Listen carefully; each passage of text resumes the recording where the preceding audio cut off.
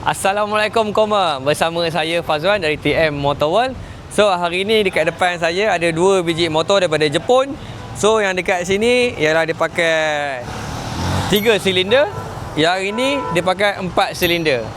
Yang ini dia ganas garang. Yang ini dia lebih retro lah. Korang nak pilih yang mana? First kali saya nak cerita untuk MT-09 V3. Okay, untuk MT-09 V3 ni, motor ni tahun 2023, mileage rendah juga, lebih kurang dalam 30,000 sahaja. Untuk jajan dia tak banyak sangat tapi ada. Untuk windshield dia ada tampil stiker The Dark Side of Japan. Kalau yang ni mungkin Brightness of Japan lah. Okay, so dia ada pasang ni apa nama? Winglet. Belah tepi ni dia pakai cover engine, dia ada pakai. Okay, exhaust dia dah tukar. Untuk aircon masih standard.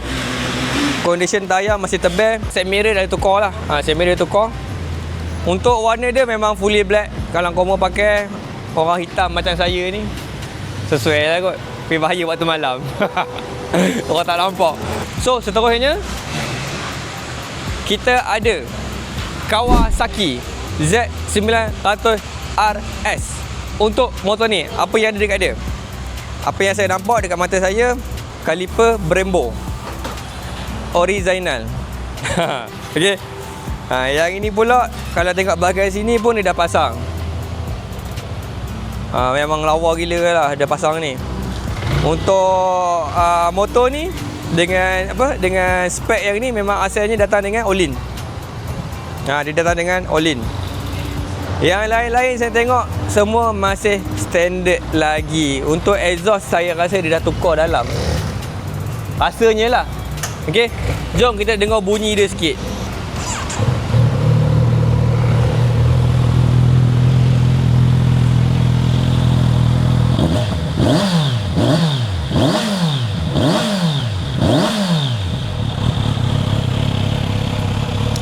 Bunyi 4 dapur ni memang sedap lah korang. Bagilah motor apa pun, 4 dapur memang dia belanja bunyi dia. Kita dengar yang ni pula. Yang ini dah tukar exhaust. Canak-canak lah bunyinya.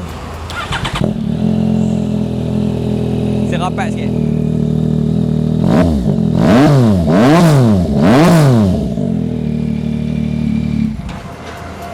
Benar. Yang ni memang dia garang. Kalau bak bunyi dia menang, dah tukar exhaust. Kalau korang nak menang, korang tukar exhaust yang ini. So exhaust dia tadi saya rasa belum tukar lagi, memang original lah. So untuk harga dia, kami jual dengan harga RM56,800 sahaja. Okey, untuk motor ni, motor tahun 2024, register pun 2024. Mileage rendah je korang. Baru 7,000. Tak tahulah motor ni customer pakai bawa pergi mana. Simpan rumah je kot. Siapa yang nak buat loan, boleh deposit RM11,000. Bulanan lebih kurang RM914. Kalau korang berminat, boleh contact sales team kami. So jangan lupa, kalau korang nak beli motor, korang nak jual motor, cari motor di TM Motor World.